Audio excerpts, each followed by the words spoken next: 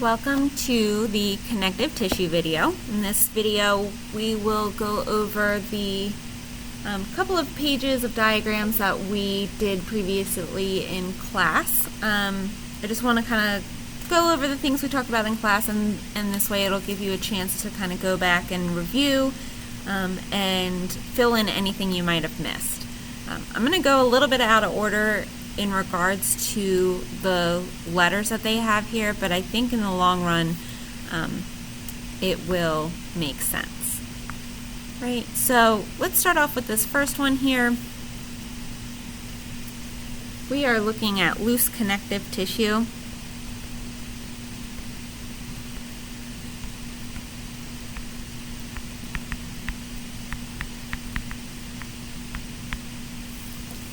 And loose connective tissue is going to be found in areas around organs and below the skin.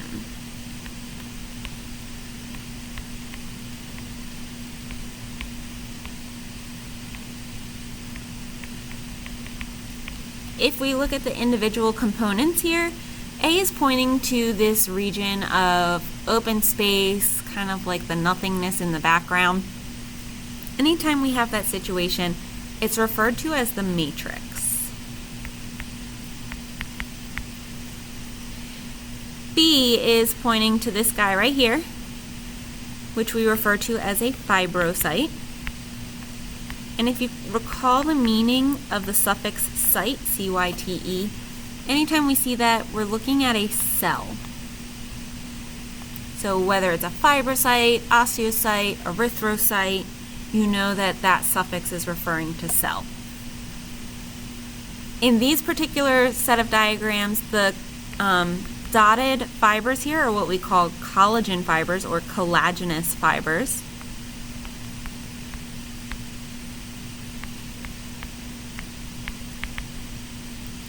Collagen is, while it's a little bit flexible, it's quite rigid and provides a good bit of support.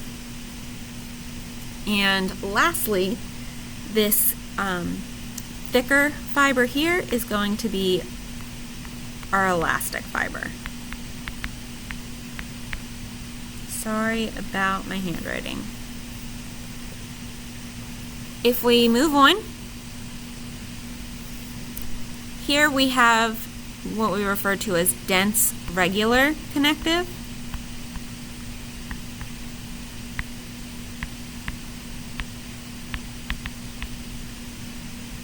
Dense regular, as you can see, has a pretty high concentration of collagenous fibers. I'm going to write below the line.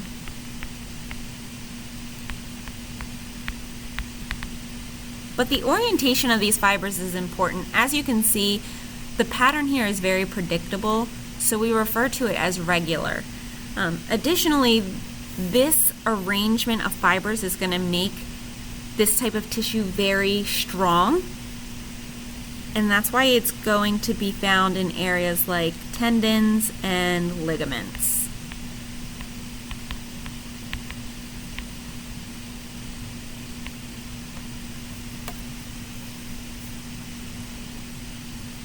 Our last slide, on the other hand, while we do have a high concentration of collagenous fibers, this time the pattern of these fibers is very unpredictable, unlike the dense regular. That's why this one is going to be dense irregular.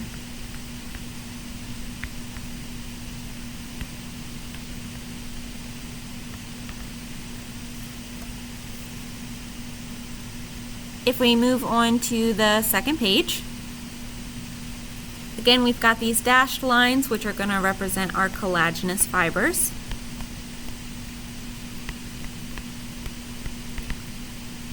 And the thicker solid lines are representing our elastic fibers. While this sample does have quite a bit of collagen fibers throughout it, you can see that the amount of elastic fibers is much greater than any of the samples we've seen before. That's why this is going to be referred to as elastic connective.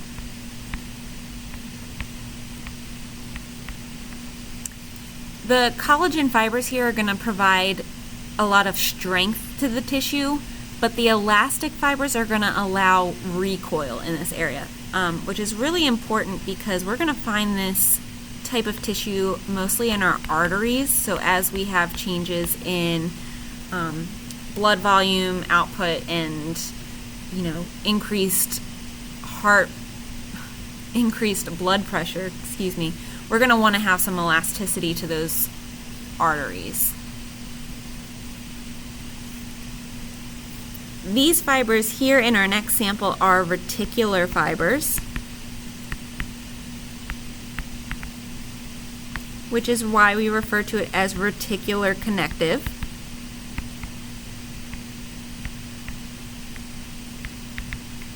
And reticular connective is going to be found in areas that are going to support our soft organs.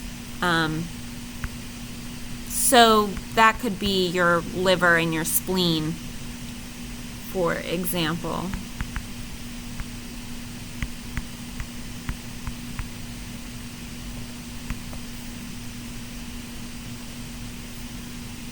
Our bottom one here is adipose tissue.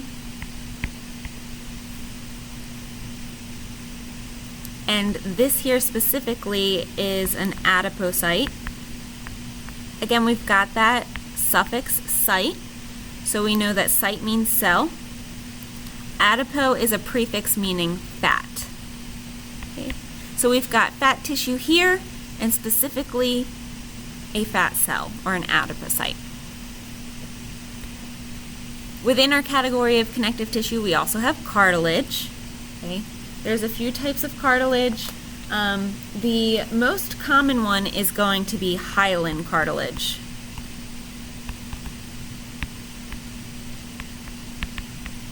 As for our components of hyaline cartilage, we can see that we've got this background of, nothingness. So we're going to refer to that as our matrix. And then B is pointing to a specific cell here, what we refer to as a chondrocyte. So chondro is referring to cartilage, and that magic suffix "cyte" is referring to cell. Hyaline cartilage, I think I already mentioned this, is your most common, and it's going to be somewhat pliable.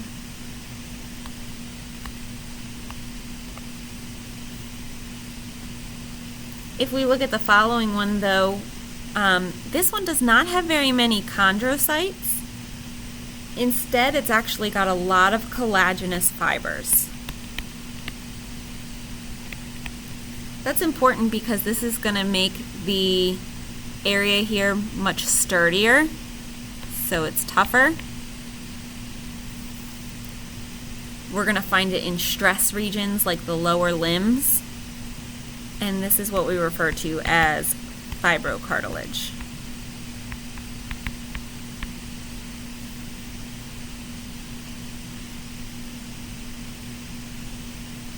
Unlike our previous one, though, this one has a very high volume of chondrocytes, or those cartilage cells, and very little fibers in between. It's mostly just our matrix here. As you can see, we don't really have any collagenous fibers like the sample above. Instead, we have elastic fibers here.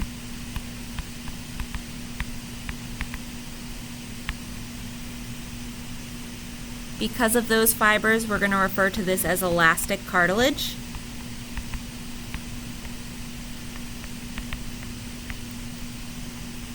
And this is going to be our most pliable type of cartilage.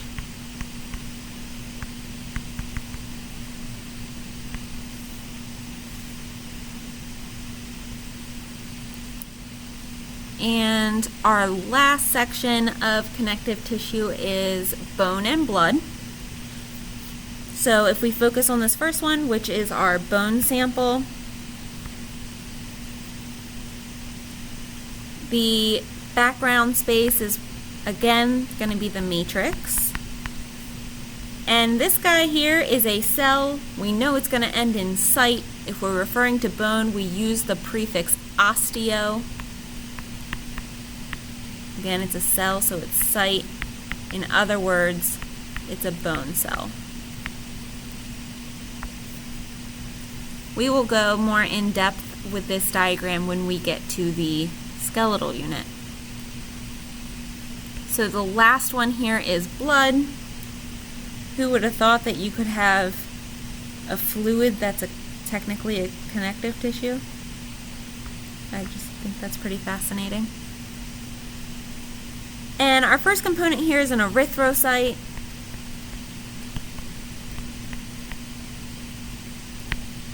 Those are going to be our red blood cells. E is our platelet.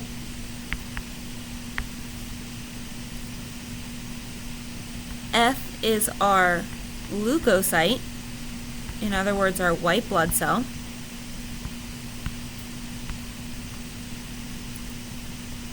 And then lastly, because we're looking at a fluid and not just a solid tissue, this background space is our plasma, not the matrix. And that's it for our connective tissues.